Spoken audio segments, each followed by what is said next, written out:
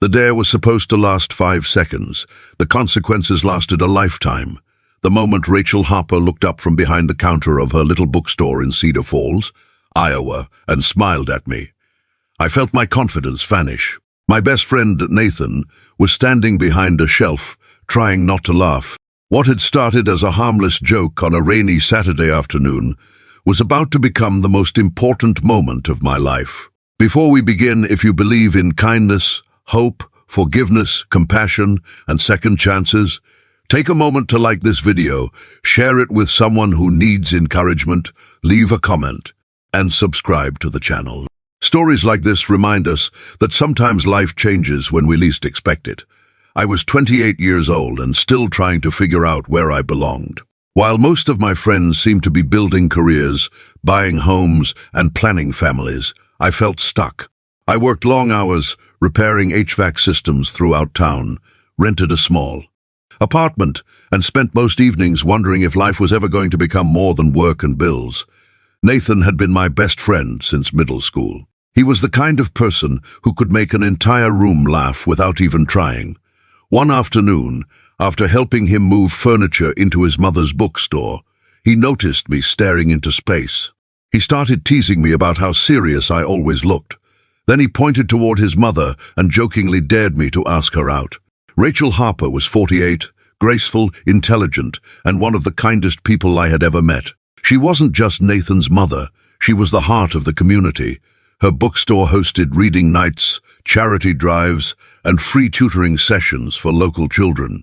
Everyone respected her. The dare was ridiculous. But Nathan kept pushing. I finally rolled my eyes and walked toward the counter, determined to prove that I wasn't afraid. My heart pounded as I approached her. The words felt awkward the second they left my mouth. I expected laughter, maybe a playful rejection. Instead, Rachel studied me quietly. Then she surprised both of us, she agreed. The entire bookstore went silent. Nathan nearly dropped the stack of books he was carrying. I stood frozen, wondering if I had heard correctly. Rachel's smile softened as she returned to organizing a display. For her, it seemed completely normal. For me, it felt like the world had tilted sideways. The following Friday, I arrived at a small restaurant overlooking the Cedar River. I was nervous enough to turn around twice before walking through the door. What I expected was awkwardness. What I found was connection. Rachel wasn't interested in pretending to be younger than she was. She spoke openly about life, about losing her husband to illness nearly 10 years earlier, about raising Nathan alone, about the loneliness that follows grief, even after everyone assumes you've healed. As the evening went on, I found myself sharing things I had never told anyone. I spoke about my father leaving when I was young, about years spent believing I wasn't good enough, about feeling as though life was passing me by. For the first time in years, I felt understood. That frightened me. Over the next several months, we spent more time together. We visited farmers' markets, attended local charity events, and spent quiet evenings discussing books in the bookstore after closing. Yet the growing connection brought challenges. People talked. Some criticized the age difference. Others assumed our relationship couldn't be genuine. Even Nathan struggled. Although he had started everything as a joke, watching his best friend and his mother become close was far more complicated than he had imagined. One evening, Nathan finally admitted what was bothering him. He wasn't angry, he was scared. His mother had already endured enough heartbreak. He feared she might get hurt again. Those words stayed with me. For days, I questioned everything. Maybe everyone else was right. Maybe this relationship was too complicated. Maybe walking away would be easier. But life has a strange way of revealing what truly matters when we're on the verge of giving up.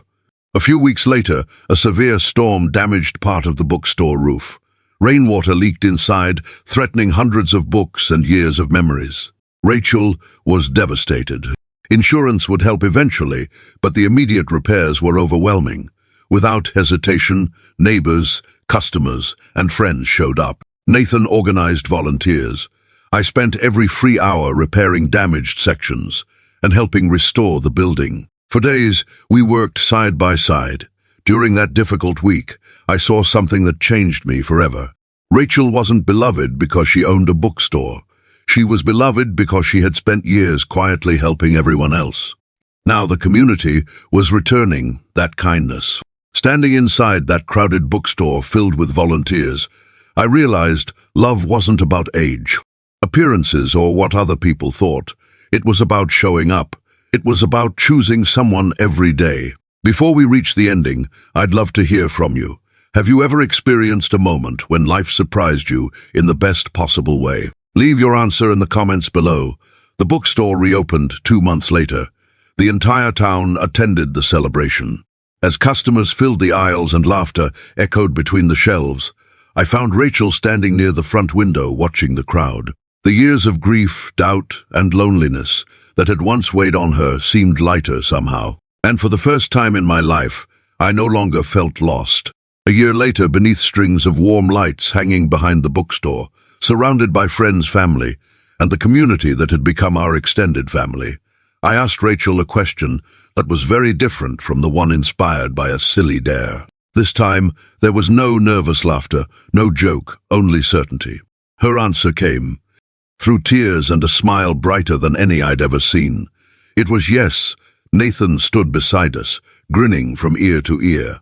The dare that began as a prank had become the beginning of a new family, a new future, and a new understanding of love. If this story touched your heart, please take a moment to like the video, share it with someone who believes in second chances, and subscribe for more uplifting stories. Sometimes the greatest blessings arrive disguised as unexpected moments. And as I look back on that rainy afternoon in Iowa, I still smile at one simple truth. The best things in life are often the ones we never planned for.